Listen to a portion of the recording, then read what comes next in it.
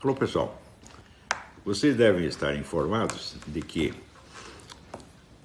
a polícia, chefiada por um delegado que foi assessor condecorado do governador petista de Minas Gerais, foi proibida de divulgar os dados da investigação declaradamente para não ajudar o Bolsonaro. Mas, ao mesmo tempo, o assassino foi autorizado a dar 2 entrevistas para ferrar com a candidatura a Bolsonaro. É o último golpe, a última cartada desses que já viram que estão encurralados pela população que os odeia e que vão tentar uma cartada final culpando o próprio partido do Bolsonaro por este crime cometido por um membro do PSOL. Muito bem.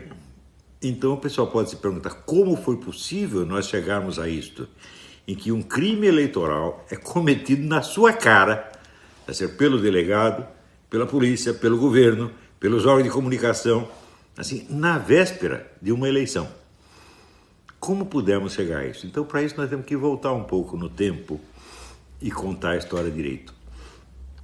Quando houve a tal da redemocratização, todos os políticos que emergiram das catacumbas ou voltaram do exílio eram esquerdistas, todos eles. Alguns profundamente comprometidos com o Partido Comunista desde há décadas, né? E tinha 2 ou 3 exceções que eram pessoas fraquíssimas, que vieram a compor o tal do PFL, que era um partido nominalmente liberal, mas que sempre procurava mostrar que não era tão direitista assim, sempre tentava dar um showzinho de isentismo, dizendo que era a favor da causa gay, da causa essa, causa aquela outra causa feminista, abortista, etc, etc, para não parecer muito direitista. Né? Eu me lembro até que um membro dele, que era o Cláudio Lembo, né? Cláudio Lembo, quando eu o conheci, ele me apresentou aos seus colegas do Mackenzie, dizendo: este é o homem mais direitista do Brasil. E ainda me recomendou: você não pode ser tão direitista assim, você tem que ler um pouco do Evangelho. Né? Daí eu estava com o Evangelho no bolso, falei: é esse aqui? Né? Quer dizer, era um palhaço, evidentemente. Né? O PFL era todinho composto desses palhaços, é um partido que acabou se implodindo a si mesmo para desimpedir o caminho. A função dele era esta: servir de camisinha para os outros partidos. Fora disso, havia 3 agremiações em jogo, que eram o PT, o PSDB e o PMDB. Desses, assim, o PT era assim, o comunista mais radical, o PSDB era o comunista adocicado e o PMDB, que sempre foi controlado pelo Partido Comunista, tinha a função de parecer o partido isento, quer dizer, o partido sem autodefinição ideológica, onde os 2 outros podiam fazer as misturas que quisessem. Este composto, que estava 100% a serviço dos comunistas, foi o que constituiu o que nós chamamos a democracia brasileira, a redemocratização. Então era um sistema calculado para haver sempre um rodízio de poder entre o PT e o PSDB, com a ajuda dos seus servidores no PMDB. Isto foi a democracia. Ora, acontece que esta democracia estava contra a maioria da população. A maioria da população brasileira, segundo todas as pesquisas, era acentuadamente conservadora, sobretudo no ponto de vista moral e social. Isso todas as pesquisas, inclusive da Datafolha, mostravam isso. Então, num país que tinha a maioria de 70% a 80% de conservadores, você não tinha um partido conservador, não tinha um jornal diário conservador, não tinha um canal de TV conservador, não tinha uma universidade conservadora, não tinha uma revista semanal conservadora, não tinha nada. Ou seja, a população foi totalmente excluída da democracia. No entanto, essa democracia, ela tinha a seu favor a estabilidade, ela funcionava, ela tinha eleições e parecia que estava tudo normal, vamos dizer, de um certo ponto para cima. Aqui embaixo estava tudo, né, todo mundo oprimido, sem ter meios de expressar a sua opinião, mas lá em cima estava muito bem, era a democracia deles.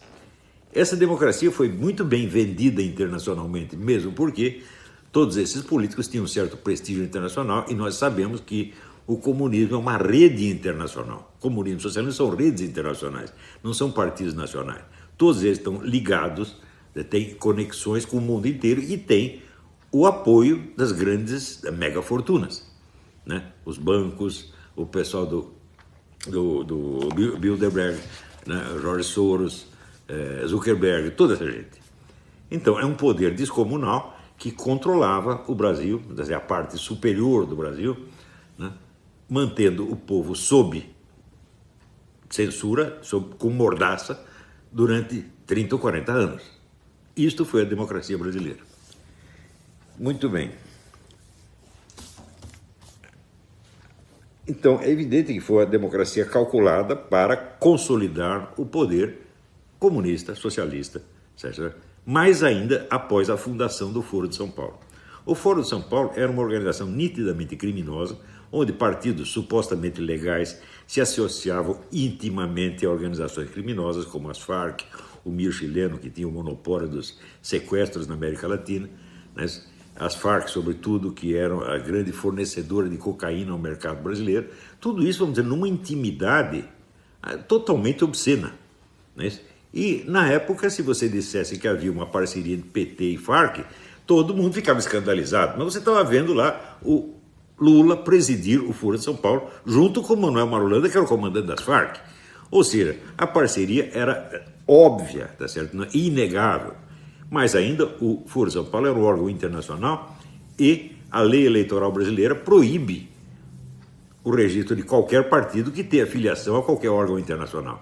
Então, o PT está na ilegalidade desde 1990 e colaborando com essa quadrilha criminosa, com várias quadrilhas criminosas, desde 1990, e a mídia inteira fazendo o possível para não ver, né? Tanto que a própria existência do Foro... Não esqueçam isso.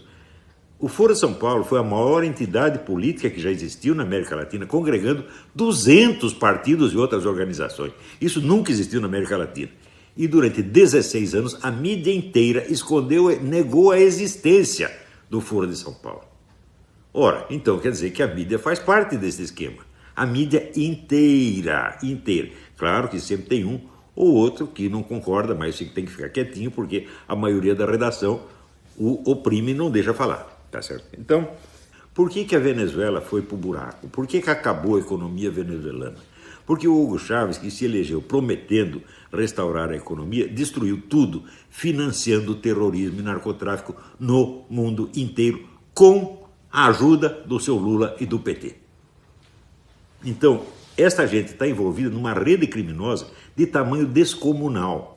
Tanto que condenaram o Lula por causa de um sítio ou de um apartamento é ridículo, né? Isso aí é a mesma coisa que você condenar o Stalin porque o Stalin peidou, né? A proporção é esta. Veja, a classe jornalística é 100% cúmplice desta coisa. Né? São todos criminosos, gente, não estou brincando.